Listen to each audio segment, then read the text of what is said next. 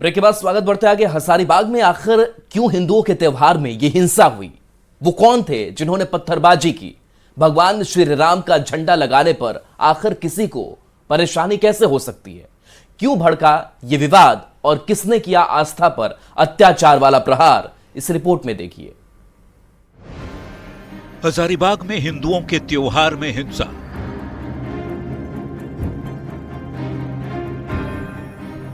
भगवान राम का झंडा लगाने पर झगड़ा।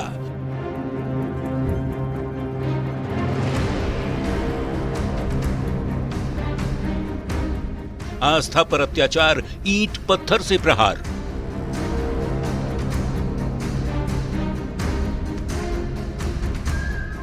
महाशिवरात्रि पर किसकी महासाजिश?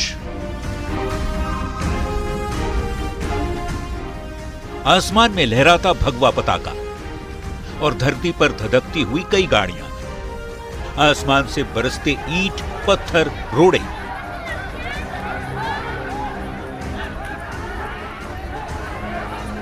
और जान बचाकर भागते शिव भक्त। ये तस्वीरें हजारीबाग के इचाक प्रखंड के डुमरौन गांव की हैं। ये सिर्फ तस्वीर नहीं, तस्दीक है, सच्चाई है, सबूत है, पुष्टि है, प्रमाण है, गवाही है उस भयावह घटना की जो हजारीबाग में शिव भक्तों के ऊपर घटी।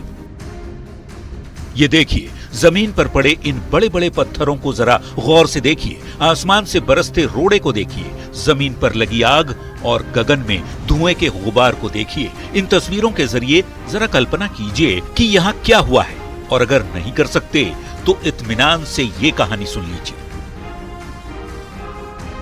हजारीबाग के डुमरौन गांव के पीपरटोला में बुधवार को महाशिवरात्रि को लेकर पूजा की तैयारी चल रही थी। लोहे के स्तंभ में लाउड स्पीकर और भगवान श्री राम का भगवा पताका लगाया जा रहा था। हिंदुओं की आस्था पर उन्हें आपत्ति हो गई। उन्हें मतलब उन्हें जो उपद्रव पर उतर आए, हंगामा करने लगे, भगवा पताका लगाने का विरोध करने लगे। झगड़ा झंडा लगाने पर शुरू हुआ और देखते ही देखते हिंसा में तब्दील हो गया। उपद्रवियों ने एक कार, 6 बाइक, एक स्कूटी और एक साइकिल समेत 8 गाड़ियों को फूंक दिया, आग के हवाले कर दिया। पथराव में कई लोग जख्मी भी हो गए। मामला थाने तक पहुंचा तो पुलिस की टीम भागी भागी हिंसा स्थल पर पहुंची।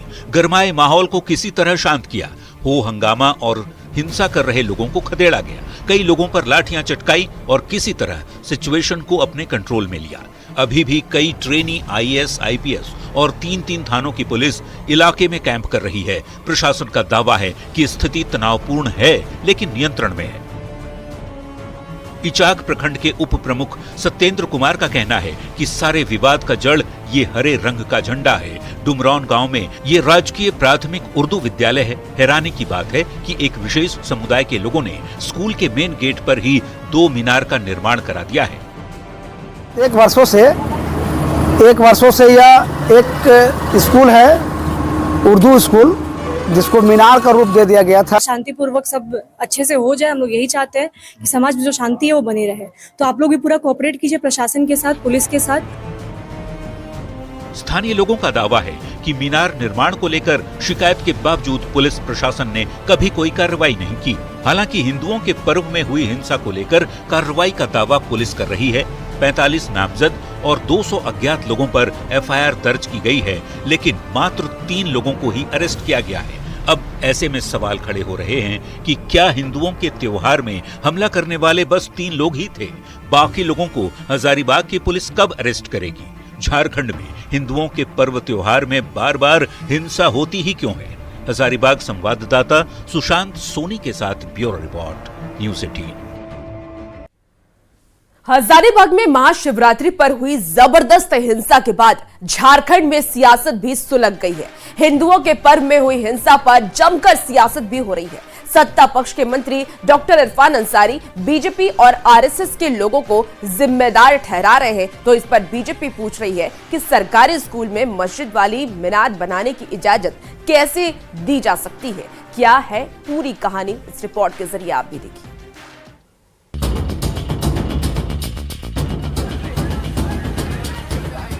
हजारीबाग में महाशिवरात्रि पर भगवान श्री राम का झंडा लगाने और लाउड स्पीकर को लेकर जमकर विरोध हुआ।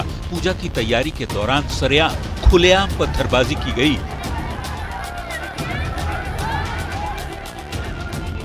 हिंदुओं के पर्व में हुई हिंसा में कई गाड़ियां जल गईं, कई लोग घायल हुए। ऐसे हालात में घटना के कई घंटे बाद भी इचाक प्रखंड के डुमरौन में डर का माहौल है। पुलिस कैंप कर रही है, चौक चौराहों और चप्पे चप्पे पर पुलिस तैनात है। फिलहाल स्थिति कंट्रोल में है, पर सियासत अनकंट्रोल, क्योंकि सियासी सूरमा बढ़ चढ़कर बोल जो रहे हैं। पक्ष विपक्ष के वार पलटवार में हेमंत सरकार के मंत्री डॉक्टर इरफान अंसारी ने हिंसा के लिए आरएसएस और बीजेपी के लोगों को जिम्मेवार ठहरा दिया। इरफान कहते हैं कि हिंसा में शामिल कट्टरवादी मानसिकता के लोगों को बख्शा नहीं जाएगा। इतने बड़े गंभीर आरोप पर भला बीजेपी भी कहां चुप बैठने वाली थी। बीजेपी ने भी पलटवार किया और मंत्री डॉक्टर इरफान अंसारी पर जोरदार निशाना साधा। कानून जो भी हाथ में लेगा उसको कठोरता पूर्वक हम लोग कार्रवाई करेंगे। सरकार उनके पास है भाई, उनको जांच करानी चाहिए। घटना क्या होता है, नहीं होता है, कैसे होता है। आज से लगभग 15-20 वर्षों से तब से इस प्रकार की घटनाएं सुनते आए हैं, दो पक्षों में आपसी मनमुटाव को लेकर, आपसी विवाद को लेकर। तो मेरा मानना है कि सरकारों को गंभीर होना चाहिए। सबको मुझे लगता है कि इसमें सरकार को संज्ञान लेना चाहिए और इसमें जांच बैठा देना चाहिए। दूध का दूध, पानी का पानी हो जाएगा। हैरानी तो तब हुई जब हजारीबाग से बीजेपी सांसद मनीष जायसवाल ने अपना मुंह खोला। वो कड़वी सच्चाई सामने रख दी, जिससे पूरा प्रशासनिक अमला हिल उठा। बीजेपी सांसद ने साफ साफ कहा कि ये हिंसा पुलिस वालों की मौजूदगी में हुई, प्रशासन के नाक के नीचे और पुलिस की आंखों के सामने हुई। पूछ डाला कि सरकारी स्कूल की दीवार पर मीनार, ये कैसे संभव है? प्रशासन ने मामले को आखिर क्यों दबाया? जो सबसे दुखद है कि पुलिस के सामने घटना घटती है, पुलिस सबसे पहला जो पत्थर लगता है वो वहां के बड़ा बाबू को लगता है। उसके बाद भी पुलिस कोई कार्रवाई उस पर नहीं कर रही है। बीजेपी का आरोप है कि हेमंत सरकार तुष्टीकरण की नीति पर चल रही है। गिरिडीह सांसद चंद्र प्रकाश चौधरी का आरोप है कि झारखंड में हिंदुओं पर हमले लगातार बढ़ रहे हैं। इधर सरकार का दावा है कि जो भी दोषी होंगे उन्हें बख्शा नहीं जाएगा। हालांकि ये तो तभी संभव हो पाएगा जब पुलिस हमलावरों को गिरफ्तार करे। देखना होगा एक्शन कब तक होता है। रांची संवाददाता निरंजन और हजारीबाग रिपोर्टर सुशांत सोनी के साथ ब्यूरो रिपोर्ट, न्यूज़ 18। और रांची से बड़ी खबर, जहां राज्यपाल ने हजारीबाग हिंसा पर जवाब मांगा है। सीएम हेमंत से राज्यपाल ने जवाब मांगा है। हिंसा की पूरी जानकारी राज्यपाल ने मांगी है। हजारीबाग हिंसा पर राज्यपाल सख्त हैं। राजभवन में सीएम ने राज्यपाल से मुलाकात भी की थी, तो हिंसा की पूरी जानकारी राज्यपाल की तरफ से मांगी गई है, क्योंकि हजारीबाग हिंसा मामले को लेकर के राज्यपाल अब सख्त दिखाई दे रहे हैं।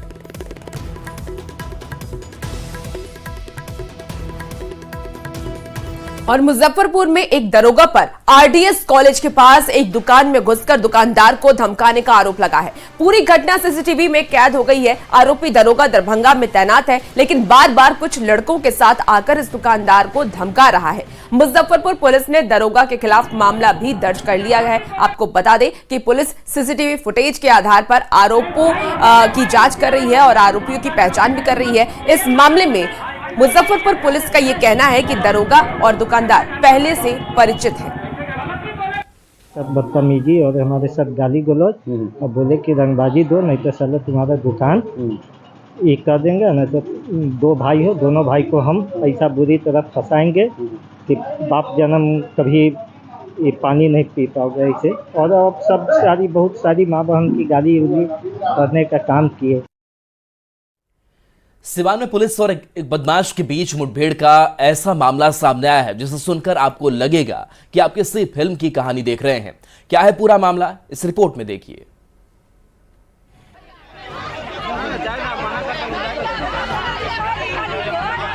ये भीड़ और हंगामा हो रहा है एक ऐसी घटना के बाद जिसने पूरे इलाके में दहशत का माहौल कायम कर दिया। तस्वीर है सीवान के महाराजगंज थाना क्षेत्र के इंदौली गांव की। बताया जा रहा है कि पुलिस ने प्रमोद यादव को एक दिन पहले गिरफ्तार किया था। पुलिसिया पूछताछ में प्रमोद यादव ने बताया कि उसने अपने घर के पास कुछ हथियार छिपा कर रखे। हथियार बरामद करने पुलिस उसे इंदौली गांव लेकर पहुंची।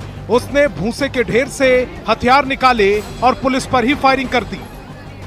ग्राम इंदौली से गिरफ्तार किया गया। उसके द्वारा अपने कन्फेशन में विभिन्न घटनाओं में प्रयुक्त हथियार को अपने घर के पीछे पिटारी में छुपाए जाने की बात बताई गई। तत्पश्चात पुलिस टीम द्वारा बरामदगी हेतु उसे लेकर वहां जाया गया, जहां पर मौका देखकर छुपाए हुए हथियार से ही फायर करते हुए भागने की कोशिश की गई।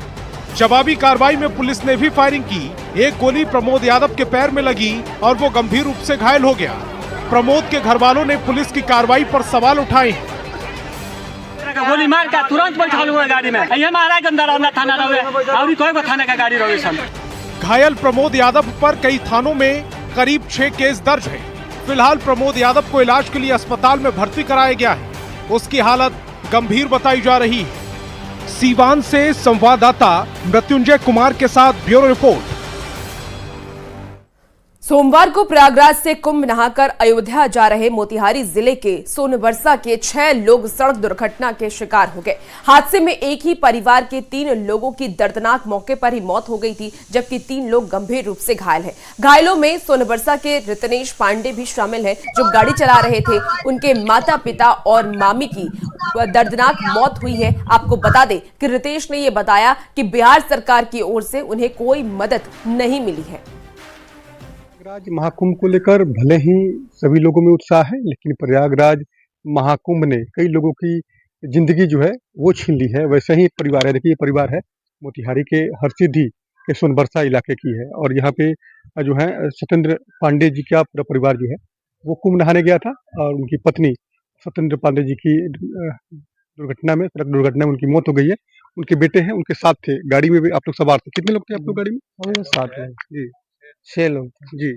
तो कैसे क्या हो गया हाथ, क्योंकि आप उसमें खुद मौजूद थे, आपको भी चोटें आई है? हाँ, चोटें आई हैं। तो हम लोग यहाँ से गए प्रयागराज जाने के बाद हम लोग वहाँ सोमवार को स्नान किया, वहाँ से फिर हम लोग निकले और अयोध्या के लिए। अयोध्या से 51 किलोमीटर पहले हम लोग के साथ दुर्घटना हो गया। हम लोग चल रहे थे, पीछे से गाड़ी आई और लोगों की मौत हो गई। उसमें 3 लोग स्पॉट डेथ हो गई और बाकी लोग आपके कौन थे? मेरे मम्मी पापा और हमारी मामी थी। अभी तक कोई सरकार से या प्रशासन से कोई? अभी तक यहाँ हमारे हरसिद्धि से कोई सपोर्ट नहीं मिला है थाने से, या फिर अभी बिहार से हम लोगों को कोई सपोर्ट नहीं मिला है। बिल्कुल, देखिए तो तस्वीर दिखा रहे हैं उनके परिवार, जो उनके पिताजी थे, उनकी मम्मी थी, उनका दाह संस्कार हो गया है और उसके बाद जो प्रक्रिया होती है उस प्रक्रिया को पूरा किया जा रहा है। तो देखिए जिला प्रशासन के द्वारा अभी तक कोई अधिकारी, कोई कर्मचारी सुधि लेने नहीं आया है, लेकिन एक व्यक्ति का पूरा परिवार जो है इस हादसे में बिखर गया। लड़के के मम्मी और पापा दोनों की मौत हो गई है। तो वैसी स्थिति में जिला प्रशासन लगातार दावे जरूर करता है कि हम तमाम लोगों को उसका लाभ देंगे, लेकिन अभी तक जिला प्रशासन की तरफ से कोई भी कर्मचारी या अधिकारी इस पीड़ित परिवार के घर नहीं पहुंचा है। उनिश कुमार, न्यूज 18, हरसिद्धि, मोतिहारी। जमुई के नागी बर्ड अभयारण्य में जिन 2 विदेशी पक्षी को सैटेलाइट ट्रांसमीटर लगाकर छोड़ा गया था, उनके लोकेशन की ट्रैकिंग होने लगी है। चीन और मंगोलिया से आए बार हेडेड कुछ, जिन्हें राजहंस के नाम से जाना जाता है, वन विभाग उन पर लगाए गए ट्रांसमीटर के सहयोग से लोकेशन का ट्रैकिंग कर अध्ययन शुरू कर दिया है। बिहार के मुख्य वन संरक्षक प्रभात कुमार ने बताया कि जिन 2 विदेशी पक्षी में ट्रांसमीटर लगाया गया है, उसमें एक का लोकेशन भीमबांध इलाके में मिला है, जबकि दूसरा नागी के इलाके में ही है, जो अपने झुंड के आने के इंतजार में है। फिर वो सभी चीन या मंगोलिया चले जाएंगे। बता दें कि 24 फरवरी को वन विभाग के सहयोग से बॉम्बे नेचुरल हिस्ट्री सोसाइटी ने दोनों विदेशी पक्षी पर ट्रांसमीटर लगाकर छोड़ा था। बिहार में ऐसा पहली बार हुआ है जहां विदेशी पक्षी की स्टडी सैटेलाइट ट्रांसमीटर के जरिए हो रही है। ट्रांसमीटर वाला तरीका है, ये महंगा पड़ता है, लेकिन इसका फायदा ये है कि आपको रियल टाइम में पता चलता है कि पक्षी कहाँ कहाँ जा रहा है। तो हम लोग विगत 2020 से ही हम लोग पक्षियों में रिंगिंग और फ्लैग लगाने का काम तो कर रहे थे, लेकिन इस साल पहली बार हम लोगों ने पक्षियों को ट्रांसमीटर लगाया है। इस ट्रांसमीटर के लिए हमने 2 बार हेडेड गूस को चुना है। बार हेडेड गूस बहुत लंबी दूरी के पक्षी हैं, ये चाइना और मंगोलिया से हमारे यहाँ आते हैं। और इसी बीच आपको पटना से बड़ी खबर बताएं, जहां विधायक शंकर सिंह के घर पर हमला हुआ है। सरकारी आवास पर यह हमला किया गया। गेट पर लगे नेम प्लेट को भी तोड़ दिया गया है। सचिवालय थाने को इसकी सूचना दी गई। पूर्णिया के रुपौली से विधायक हैं शंकर सिंह और उपचुनाव में निर्दलीय जीते हैं शंकर सिंह। तो जीत के बाद जेडीयू को समर्थन इसमें दिया गया। आपको बड़ी खबर बता रहे हैं, जहां विधायक के घर पर हमला किया गया है, सरकारी आवास पर यह हमला किया गया है। विधायक शंकर सिंह के घर पर हमला किया गया है। उनके गेट पे जो नेम प्लेट लगा था उसे भी अपराधियों ने तोड़ दिया है और इसकी जानकारी सचिवालय थाने को दी गई। पूर्णिया के रुपौली से विधायक है शंकर सिंह। उपचुनाव में निर्दलीय जीते हैं शंकर सिंह और आपको बता दें कि जीत के बाद जेडीयू ने इनका समर्थन किया है। बड़ी खबर आपको बता रहे हैं, विधायक के घर पर हमला किया गया है। उनके घर पर जो नेम प्लेट लगा था उसे तोड़ दिया गया है। हालांकि इस घटना की जानकारी पुलिस को दे दी गई है। और इस पूरी खबर पर ज्यादा जानकारी के साथ अमित इस वक्त हमारे साथ फोन लाइन पर जुड़ चुके हैं। अमित, क्या जो अपराधी है उनकी पहचान हो गई है? देखिए, अपराधी की पहचान करने के लिए जो सचिवालय थाने की पुलिस है वो हार्डिंग रोड में लगे सीसीटीवी कैमरे को भी खंगाली है और हज भवन के चूंकि जस्ट सामने शंकर सिंह को आवास आवंटित हुआ था और वहीं ये रह रहे हैं, तो कल वो पहुंचे थे रुपौली से पटना। चूंकि आज से सत्र शुरू होना है तो ऐसे में अपने परिवारजनों के साथ वो पहुंचे थे। जब वो यहाँ आए और उसके बाद अपने परिवार के साथ घूमने के लिए निकले, चूंकि शंकर सिंह से हमारी बात हुई है तो उन्होंने बताया कि परिवार के साथ वो घूमने निकले थे और जब घूम करके वापस वो लौटे हैं, 10 साढ़े 10 बजे का वक्त रहा था वो, तब उन्होंने देखा कि सब कुछ ठीक है। लेकिन फिर देर रात अचानक से आवाज होने लगी। तब शंकर सिंह अपने अंगरक्षकों के साथ जब बाहर निकले तो देखा कि उनका नेम प्लेट टूटा हुआ है और घर के बाहर काफी ईंटें जो है वो टूटे हुए पड़े हैं। तो इसके बाद इसकी जानकारी उन्होंने तत्काल सचिवालय थाना की पुलिस को दी और फिर सचिवालय थाना की पुलिस मौके पर पहुंची और मामले की छानबीन में जुट गई। सबसे बड़ी बात है कि शंकर सिंह जो है वो निर्दलीय विधायक चुन करके आए हैं रुपौली से। पूर्णिया जिले के रुपौली से उपचुनाव में बीते साल इन्होंने जीत हासिल की और जीत हासिल करने के बाद इन्होंने जेडीयू को अपना समर्थन दिया, नीतीश कुमार में अपना आस्था जताया और अब इनका कहना है कि इस पूरे घटना की जानकारी आज की सत्र की पहली दिन है तो आज उनकी जब मुलाकात होगी मुख्यमंत्री से तो वो इस बात की जानकारी देंगे। बिल्कुल अमित, और इस घटना से कहीं ना कहीं लॉ एंड ऑर्डर पर ही सवाल खड़े होते हैं कि एक जनप्रतिनिधि के घर पर अगर इस तरीके से हमला हो तो आम जनता कितना सेफ है। अमित, क्या और कोई नुकसान हुआ है और क्या पहले से ही कोई जानकारी थी विधायक को या किसी पर उन्होंने आशंका जताया है कि कोई अपराधी हो सकता है जो पहले से धमकी दे रहा हो और उन्होंने ये हमला किया हो? देखिए, उनसे हमने इस बाबत विस्तृत बात की तो उनका कहना था कि हमारी किसी से कोई अदावत नहीं है, जनता के चुने हुए प्रतिनिधि है, निर्दलीय हम विधायक बने हैं तो जाहिर सी बात है कि जनता हमें पसंद करती है। यहाँ पे अभी किसी से कोई मेरा कोई मनमुटाव नहीं है, किसी से कोई झंझट झगड़ा नहीं है। पटना आए हुए ही इसी बीते साल हम पटना पहुंचे हैं और यहाँ अमूमन वो रहते भी नहीं। उनका ये कहना है कि हम यहाँ अमूमन रहते भी नहीं है, हम रुपौली में ही रहते हैं, जनता के बीच रहते हैं। लेकिन क्योंकि आज से विधानसभा सत्र शुरू होना है तो इसी को लेकर के कल वो शाम पटना पहुंचे थे और जैसा हमने पहले बताया कि अपने परिवारजनों के साथ घूमने निकले थे, घूम के जब लौटे तो ये घटना हुई है। ठीक है अमित, आप नजर बना के रखिए और अपडेट आपसे लेंगे। बहुत शुक्रिया जानकारी के लिए। मुंगेर में अपहरण का एक गजब मामला सामने आया है। गांव वालों ने देर रात एक शख्स को चोर समझकर जमकर पीटा। सूचना मिलने के बाद पहुंची पुलिस जब शख्स को छुड़ाकर थाने लाई तो मामले का खुलासा हुआ। भीड़ ने जिसे चोर समझकर पीटा उसने अपने बेटे के साथ मिलकर अपहरण की साजिश रची थी। इसके बेटे ने 25 मई 2024 को तारापुर थाने में इसके अपहरण की शिकायत दर्ज कराई थी, जिसके बाद से गायब था। अपहरण का आरोप उर्दू मध्य विद्यालय लखनपुर के प्रभारी प्रधानाध्यापक समेत 5 लोगों पर दर्ज है। पुलिस अब साजिश रचने वाले बाप बेटे पर कार्रवाई की तैयारी कर रही है। 5 नामजद अभियुक्तों पर केस किया गया अपने पिता के किडनैपिंग के संदर्भ में, जिसकी अनुसंधान के क्रम में ये मामला संदिग्ध प्रतीत हुआ और उसके बाद जो है और टेक्निकल साक्ष्य इसमें जुटाए गए, सीसीटीवी देखा गया तो मामला पूरी तरह संदिग्ध प्रतीत हुआ अनुसंधान के क्रम में। और उसके बाद इनके घर वालों से पूछताछ में भी ये मामला सामने आया कि इनके पिता यानी नदीम अहमद के ही कहने पे इनके बेटा जाकर के थाना में केस किया था। कहते हैं कि शिक्षक समाज को गढ़ता है, समाज के भविष्य को यानी बच्चों को शिक्षित करता है। पर जहानाबाद से एक शिक्षिका का ऐसा वीडियो सामने आया है जिसे देखकर आप भी हैरान हो जाएंगे। केंद्रीय विद्यालय की इस शिक्षिका को फिलहाल सस्पेंड कर दिया गया है, लेकिन क्या है पूरा मामला इस रिपोर्ट के जरिए आप देखिए। Me being here, I can see it every day. The ground reality is Bihar is just people have no civic sense. Not even kidding. I mean, the people who want to travel from Bihar to Delhi, it is just people have made it so difficult for us because, oh God, they have zero civic sense. I mean it, zero civic sense. Video में दिख रही ये महिला शिक्षक हैं। वो भी किसी ऐसे वैसे स्कूल की नहीं, देश के सबसे प्रतिष्ठित शिक्षण संस्थानों में से एक केंद्रीय विद्यालय संगठन के शिक्षक। पर इनकी भाषा ऐसी है जिसे सुनकर आप कान पर हाथ रख लेंगे। And me being here, I can see it every day. The ground reality is Bihar is just. इनकी पूरी बात न हम आपको सुना सकते हैं, न आप सुन सकते हैं। इस महिला का नाम है दीपाली शाह, जो जहानाबाद में प्रशिक्षु प्राथमिक शिक्षिका के तौर पर तैनात थी। इस दौरान दीपाली ने एक वीडियो बनाकर सोशल मीडिया पर डाला और बिहार को जमकर गालियां बकीं। दीपाली का ये वीडियो सोशल मीडिया पर वायरल हो गया। बिहार के लोगों में इसे लेकर गुस्सा फूट पड़ा।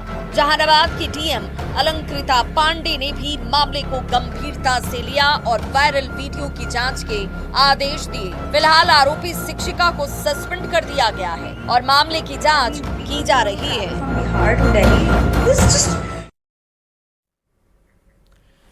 अफीम की खेती की फसल दोबारा लहलहा न पाए, इसे लेकर झारखंड पुलिस बल ड्रग ऐप की मदद ले रही है। भारत सरकार इस ऐप के जरिए अब जिन खेतों में अफीम की खेती कर रही है वहां पर लगातार एक्शन भी हो रहा है। और चलिए एक पटना से खबर, जहां पटना के फुलवारी शरीफ में पुलिस ने चोरी की पाठशाला चलने वाले बाप बेटा गैंग का खुलासा किया है। चंद्रदीप कुमार ने अपने बेटे विवेक कुमार को चोरी का पाठ सिखाकर अपराध की दुनिया में धकेल दिया। इनकी जोड़े ने कई चोरी की घटना को अंजाम दिया और बचते जा रहे थे। पुलिस ने बताया कि इनके पास से करीब 2 लाख रुपए नगद और 14 सोने के जेवरात बरामद किए गए हैं। से सोने जैसे धातु का लगभग 150 ग्राम का 14 आइटम बरामद हुआ, जिनमें से कुछ आइटम मूल रूप में हैं जिनको वादी ने पहचाना है, और नगद के रूप में लगभग 2 लाख रुपए बरामद हुए। इनका मोडस है कि जो बंद घर है उसमें घुसते थे रेकी करके, और उस घर में ताला को काट कर और अलमीरा से बहुमूल्य गहने चुरा लेते थे। तो फिलहाल इस बुलेटिन में इतना ही। बने रहिए न्यूज़ 18 बिहार झारखंड के साथ।